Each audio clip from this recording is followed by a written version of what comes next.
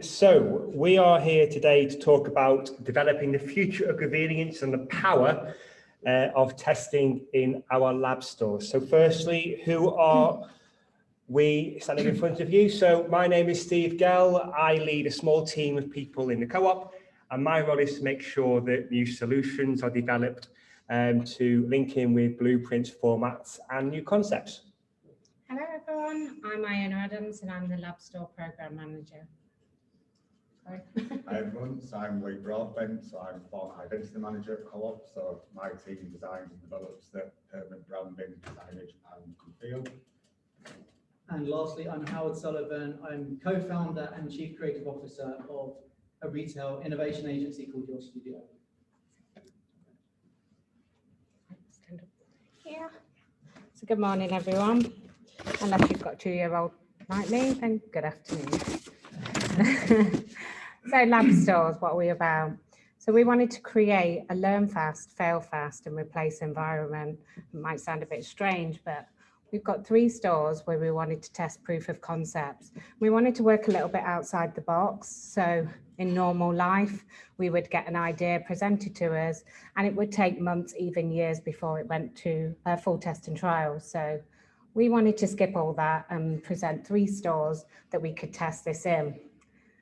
So how we prove that this is successful is through customers. So we have 3 stages where our customers can talk to us right at the beginning, where we can measure while it's fresh in all of our customers' minds. Then after, in the middle of the process, where customers can interact with us and like it's still fresh in their mind at that point. And then right at the end, when we can understand how the concepts are embedded.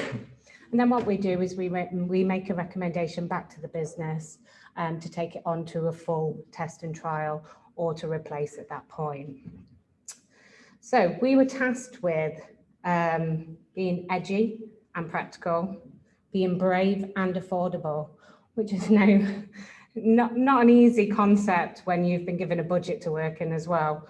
But nonetheless, I think we achieved that and we really pushed the boundaries for the co-op. And we did something that the co-op is just not used to doing. And we were really brave and our customers have spoke to us and agreed with us on some of that. And I hope some of what you're going to see, you'll agree with us too. With that, I'll pass over to Steve. Thanks, Iona. So then, this is what I call the sexy stuff. So this is all about looking at the concept, developing and making it work in stores. So the left-hand box there is kind of what a standard process would be to take a concept, work it up, develop it and deploy it to a store, which you could argue is usually about 3 months.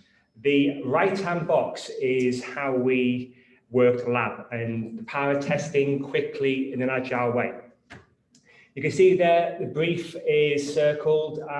Some of you may recall I was here about 3 years ago talking about how we write our briefs with our partners. So that has continued to make sure, and that was key on this piece of work, to make sure that that brief was clear for our partners and for the co-op, making sure that we knew what we were going after. But very simply, we did the least amount of new development that we had to do, which may sound a little bit weird, but basically that source box was, rather than go off and develop a new solution, develop a new piece of equipment, what is the closest thing that we could find off the shelf to put into the store to test the idea? Test, is it a thing or not? Now, quite rightly, some things had to be developed, such as signage holders and whatnot. But our whole idea concept here is just getting the idea on the shop floor. It didn't have to be perfect, but it just had to be enough to test with our customers and members and colleagues, is it a thing or not? That was quite difficult in the co-op because many different people get involved with the sign-off. They like to have their say. And before we did this, in the old world, it had to be perfect. We had to land it, it had to be what it was going to be for rollout, and changing the culture in all the teams was quite difficult, but we got there. And in the end, some got it quicker than others, but they understood actually, why would we spend loads of money developing equipment, spending 3, 4, 6 months maybe for it to land in store and then for the idea not to really work. It's all about testing in a quick way.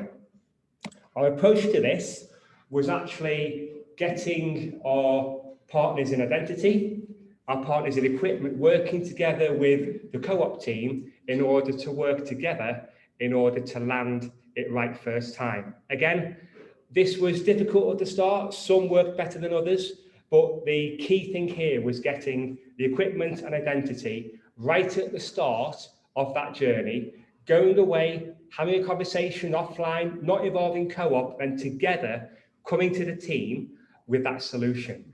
It worked really well. Obviously, Teams in the pandemic helped us to have some great conversations, but in the end, it really felt like it was just an extension of the co-op team. And as always, we ask our partners to live and breathe the co-op behaviours, which is basically making sure that we are one team, we succeed together, we are being ourselves always, and we are there to win. Lee. Hi again, everybody. So me and Howard are going to take through a bit more of a detailed overview of the sustainable branding work stream in LabStars. So what we do, we're going to introduce all of the main objectives, what we've tested in Pipeline 1, and then what's currently in development for Pipeline 2. So I just wanted to kick off with this slide. So this on the left-hand side, this is a snapshot of our current permanent branding spec. So this is from our larger format stores and being rolled out through the current BAU refit and new store programme. But just one key call out for this spec is that all our permanent signage is made from PVC-free material. So a policy what we've championed for over 10 years.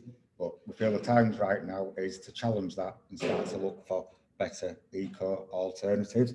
So this has influenced 3 key tests. So first up, what better sustainable materials are out there? How do you implement these into a busy retail environment? And then what do we put on the materials through various brand and comms development? So on that note, I'll hand you over to Howard briefly to talk all things materials. Thanks, Lee. I think this microphone's quite loud.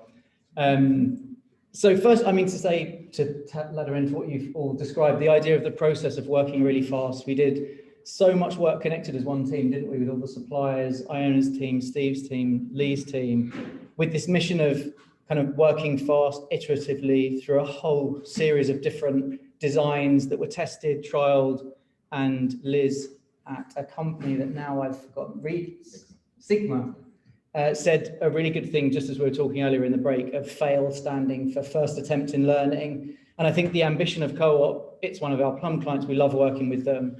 And the idea of being in that position where you can really kind of roll up all ideas and try and achieve goals is brilliant. So in terms of stunning and sustainable, we know that more than 50% of customers today want brands to lead the way in terms of sustainability, but they also want it to be really inspiring.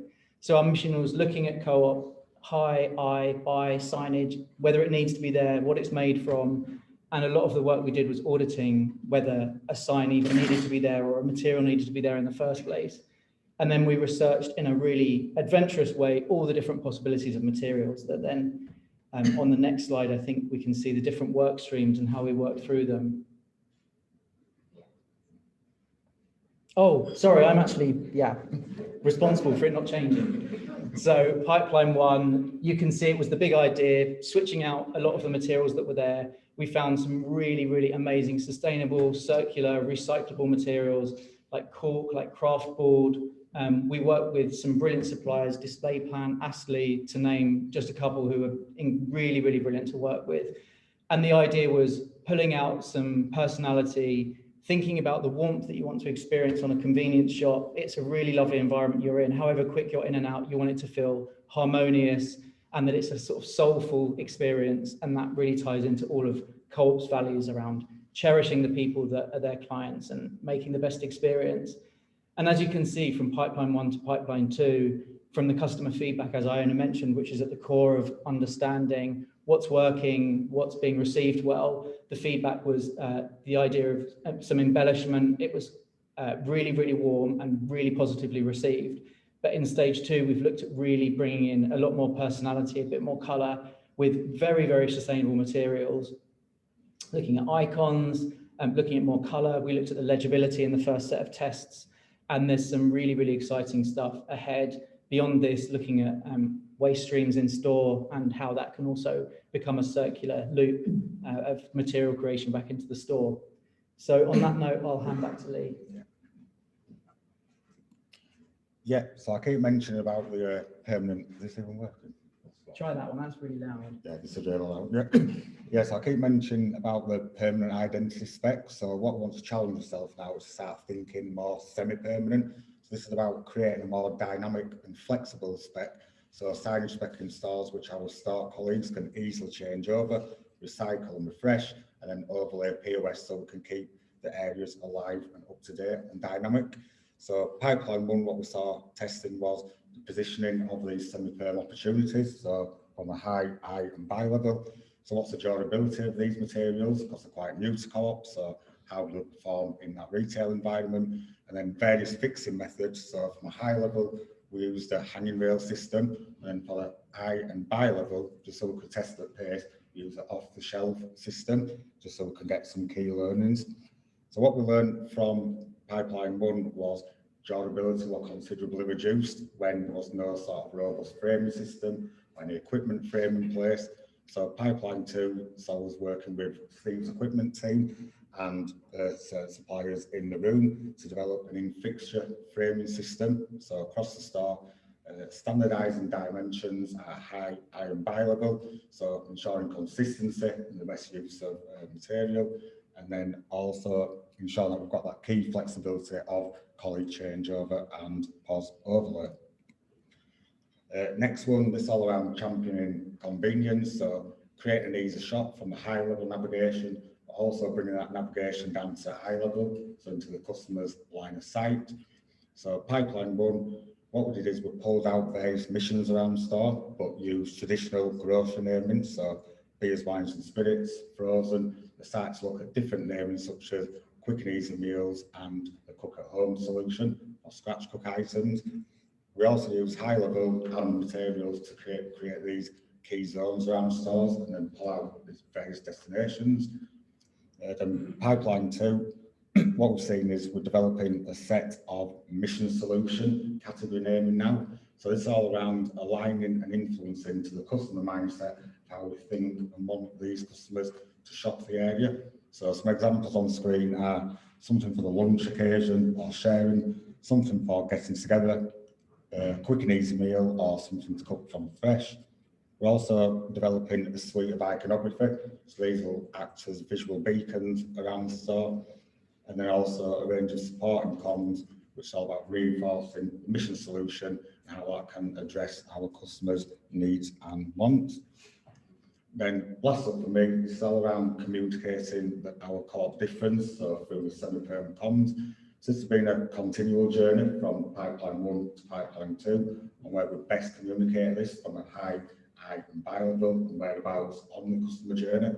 But we have stuck to one formula, which is all around with the comms development, leading with quality assurance and provenance, tie this in with sustainability and ethical sourcing credentials, and also how well products support wider communities such as British farming or fair trade communities. All in all, that perception to the customer of when the shop Co-op, it's convenience with a conscience. And on that note, back to Iona.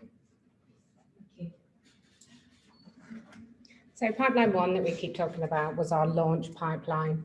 And we launched this at the back end of last year. This was about testing missions in all of our formats. And then for us to do that, we segregated it into a gold, silver and bronze approach. That really is just a large store, a medium store and a small store. And it just meant that we were able to take a concept and cut it down so that it could go into the many and not just the few stores. So pipeline one, we went after 6 main concepts. These were around produce, meals, horticulture and gifting, value, and as Lee's already talked about, sustainable signage. Oh, I've gone a bit too fast then, sorry. So what we found out already from speaking to our customers, from speaking to our colleagues, and what we already know is that we've got some real golden nuggets that we're going on to further test and trial. So these are around the gifting and horticulture fixture. So our customers absolutely love it, and the colleagues love it, we love it. And it really is just a truly convenient one-stop mission for our customers just to pick up those real quick purchase items. The second is around value. So we wanted to bring together our promotional right at the front of the store. So when customers walked in, they could just see what great value and what great products the Co-op has. So we've created a multi-temperature deals end. This combines frozen slimline unit, a chilled slimline unit, and an ambient fixture in the middle. And as I said, customers are really making it a priority to stop at this as soon as they enter the store. And then, as Lee's just talked about, and Howard, all around the second phase of sustainable branding, which really plays into our pledge as a business to support that commitment. The rest of it, we are still building our recommendations from our customer insight. So pipeline 2, that's about to launch in November of this year. And it's more around missions and completing those missions. So we've got some learnings from pipeline 1 that we want to go back and fix around the service area and the produce. We're working with the drinks team and category and their strategy. And it really is great that we have a lab store environment, because when our categories have these strategies and set it all out on paper, it's really interesting to see how that actually translate into a store environment and the challenges that we have. So we've only done it in 3 stores. It gave us plenty of time to work on that. If that went into a full scale test and trial, that would have been a lot more challenging and tricky. Another is the frozen mission. So how do we, frozen can be a bit of a forgotten category. So how can we really focus on that and bring it out of the aisle? Newsagent's mission was more about equipment-based solutions. Lee's area, sustainable signage, and then zoning as well. So as well as missions, our customers are talking to us about creating zones in store as well. So just some of the imagery of what we're talking about here. So pulling produce in pipeline 1, we pushed all produce into the first aisle and put it behind doors. It's a real Marmite moment for the customers. Some of them love it, some of them hate it. So we're just building the full picture on that. But we want to bring some of the ambience back out. It's very unlike any other store to walk into and not have that produce presence right at the front. So I want to bring that colour and that value back to the front of the store too. Drinks is all about creating missions within other areas of the store. So how are drinks completing those meal occasions around the store? We are also testing refill and reuse. So unlike other retailers who have gone down the pasta dried food path, we are doing it on household and health and beauty. So we're really interested to see how that lands with our customers. And as I just talked about, that's newsagent and equipment-based solutions. Steve? So just touching on the equipment for a sec. You may be looking at it and thinking, actually, it's not that wow. Well, there's a purpose for that, because in terms of the solutions you can see here, if they work in the lab stores, in each of the elements that we've looked at, we've made it so if the execs say, can we retrofit back to our estate, we have the ability to do that. And also, we haven't gone, wow, what you see here, what you'll see in our lab stores are solutions that we can send out to our stores at refit. They are scalable, and it's something that we can actually, that we can roll out. So the unit themselves, it is cost effective, as well as on the pipeline 1. Everything that we can do, we can retrofit back, and it's probably been done with cost in mind. You will see, just out of the room, you will see on the top left-hand side, there's a tree inside the produce. The tree is something that we are looking at the moment. It's being put to bed. But if you have a sustainable option, which we have got one, please let us know. Okay. And just to finish, what do our customers really think? So your store is your store, your say is our in-house way of gathering customer feedback. And this is just one example. So at the beginning, the feedback was really mixed. Like I say, we did create those Marmite moments, and our customers are not afraid to tell us what they really think. Well, whether you stood there in store or whether that's behind a computer, it's interesting, let's put it that way. But what we've seen is, as this is embedded, as the customers have got used to the change, that it's turned more positive than any of the negative that we received in the beginning. So it's really clear to our customers what we're trying to achieve, especially with the sustainability side of things. They're really enjoying that. And yeah, I think it just makes us realise that what we're doing is worthwhile when customers are seeing that we are actually trying to change their shopper journey, but for the better. So finally, oh, I did, sorry, Steve, this is like a really badly run. Pipeline 3, so any of our suppliers that are working with us on lab stores, our Pipeline 3 is set to launch in Q3 of next year. So just an FYI, we're just concept gathering at the moment. So yeah, we will be knocking. Thank you. So finally, from Co-op to Howard, thank you for your support. And also there's some of our partners in the room today. Thank you for your support on the lab stores to date. So last time I presented, I overran with 5 minutes to go. Any questions?